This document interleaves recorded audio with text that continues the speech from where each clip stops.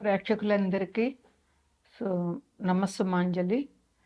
శుక్లాంబరధరం విష్ణుం శశివర్ణం చతుర్భుజం ప్రసన్నవదనం ధ్యాయేత్ సర్వవిఘ్నోపశాంతయే. అగజానన పద్మార్కం గజాననమహర్నిశం అనేకదంతం భక్తానాం ఏకదంతముపాస్మహే ఏకదంతముపాస్మహే. మనం ఇప్పుడు ఏప్రిల్ నెలలో మాస ఫలితాలు చెప్పుకుంటున్నాము.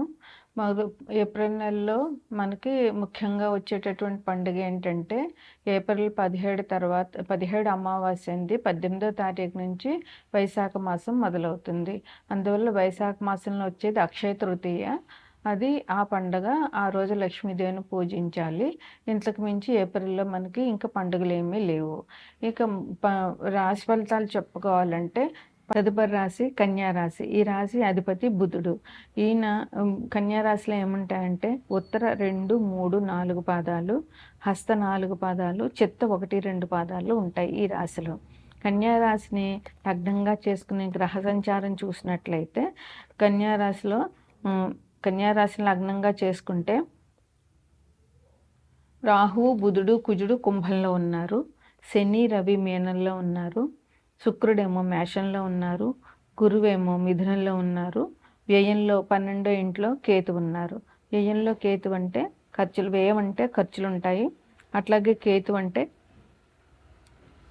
గ్రహాలు బాగున్న వాళ్ళకి మంచి ఖర్చు అవుతుంది. గ్రహాలు బాగులేని వాళ్ళకి అనారోగ్యకరమైన ఖర్చులు అవుతాయి. మీ జన్మజాతకంలో జాతకం బాగున్నట్లయితే మీకు ఈ కేతు వ్యయంలో కేతు వల్ల శుభకార్యాలకి, దైవ సంబంధమైన కార్యక్రమాలకి ఖర్చు చేస్తారు. అదే గ్రహస్థితి బాగోలేని వాళ్ళకి వ్యయంలో కేతు అంటే అనారోగ్యము, ఆ రోగం ఏంటో అంతుపట్టకపోవడం. కేతు వల్ల వచ్చే ముఖ్యమైన ప్రాబ్లం అదే. రోగం ఉంటుంది కానీ ఆ రోగం డాక్టర్లు కూడా ఏం రోగము అని కనిపెట్టలేని పరిస్థితి ఉంటుందన్నమాట.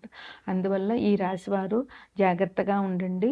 అనారోగ్యం వస్తోంది అని అనగానే జాగ్రత్తగా వెంటనే డాక్టర్ దగ్గరికి వెళ్ళడమో, లేదంటే చిన్నవి అయితే మీరు ఇంట్లోనే పరిష్కరించుకోవడమో చేసుకోండి. దాన్ని పెద్ద చేసుకున్నట్లయితే ఇబ్బందులు పాలయ్యే అవకాశం చాలా ఉంది. ఇంకా వృత్తి వ్యాపారాలు బాగుండవు. ఈ రాశి వారికి అంత బాగాలేదు. ఏ వృత్తిలో వాళ్ళైనా, ఏ వ్యాపారం వాళ్ళైనా తగు జాగ్రత్త తీసుకుని 1కి 2 సార్లు ఆలోచించి ఆ పనులు చేయడం చాలా అవసరం.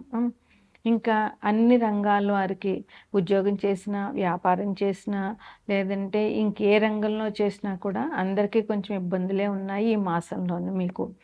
ఇంకా ఆరోగ్యం, ఆర్థికంగా కూడా మీకు ఇబ్బందులు ఉంటాయి. ఆరోగ్యం కూడా అంత బాగుండదు. శారీరకంగా శ్రమ ఎక్కువవుతుంది. శ్రమ వల్ల అనారోగ్యం జరుగుతుంది. అందువల్ల ఈ మాసంలో మీరు చాలా జాగ్రత్తగా ఉండవలసిన అవసరం ఉంది.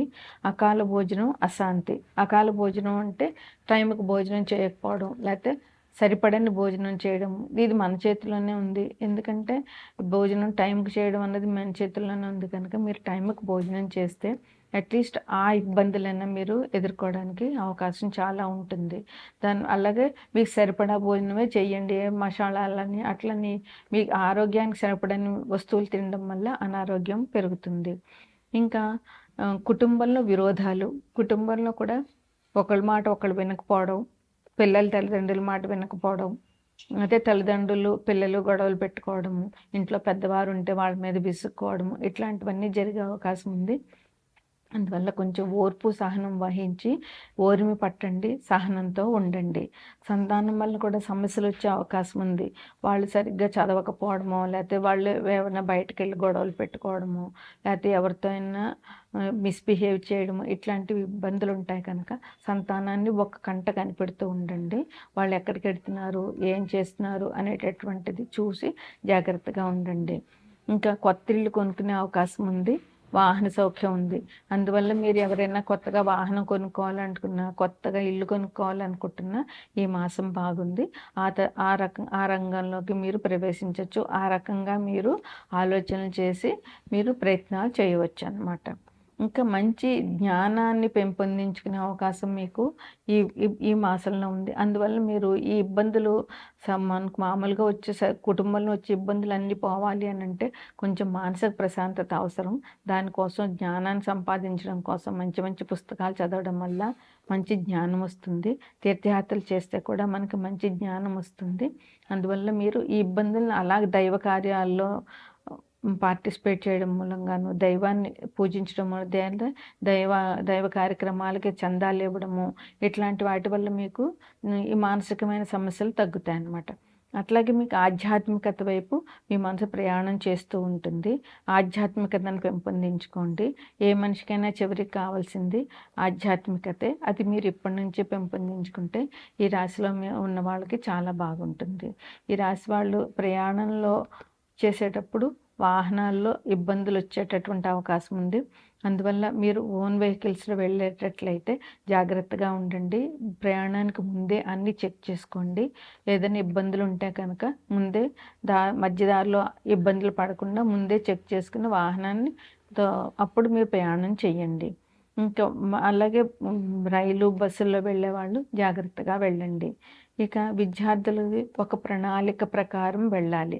ఏదో ఒకటి రేపు చేద్దాం ఎల్లుండి చేద్దామని అనుకోకుండా ఈరోజు ఈ సబ్జెక్ట్ అన్నట్టు ఈరోజు ఇంతసేపు చదవాలి అని ఒక ప్రణాళిక వేసుకుని చదవడం వల్ల మీకు కన్ఫ్యూజన్ ఉండదు.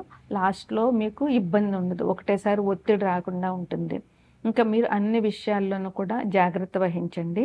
ఇంకా గ్రహాల సంచారం ఎట్లా మారుతుంది ఈ నెలలో అనంటే 15వ తారీఖున రవి మీనంలోంచి మేషంలోనికి వస్తారు. 11వ తారీఖున బుధుడు కుంభం నుంచి మీనంలోనికి వస్తారు. అలాగే 3వ తారీఖు ఏప్రిల్న కుజుడు కుంభం నుంచి మీనంలోనికి వస్తారు. 20 ఏప్రిల్న మేషంలో ఉన్న శుక్రుడు వృషభంలోనికి వస్తారు. మీకు ఈ మాసంలో బుధుడు మీకు అధిపతి కనుక విష్ణారాధన బాగా చెయ్యండి. అట్లాగే అక్షయ తృతీయ ఏప్రిల్ 17 అమావాస్య అయింది. తర్వాత తృతీయ 3వ రోజున అంటే పాడ్యమి విద్యా తదియ 3వ రోజున అక్షయ తృతీయ పండుగ వస్తుంది. అది అక్షయ తృతీయ పండుగ అంటే మన యాదగిరి గుట్టలో నరసింహస్వామికి మంచి గంధం తీసి మంచి గంధంతో అలంకరణ చేస్తారు. అది చూడడానికి చాలా బాగుంటుంది. చల్లగా ఉంటుంది. ఆయనకి చల్లగా ఉంటుంది కనుక ఆయన్ని చూస్తే మనకు కూడా చల్లగా ఉంటుంది. అందువల్ల మీరు యాదగిరి గుట్ట లక్ష్మీనారాయణ దర్శనం చేసుకోవడము, మీరు మహాలక్ష్మీదేవిని పూజించడము ఈ వారంలో మీరు చేయవలసినటువంటి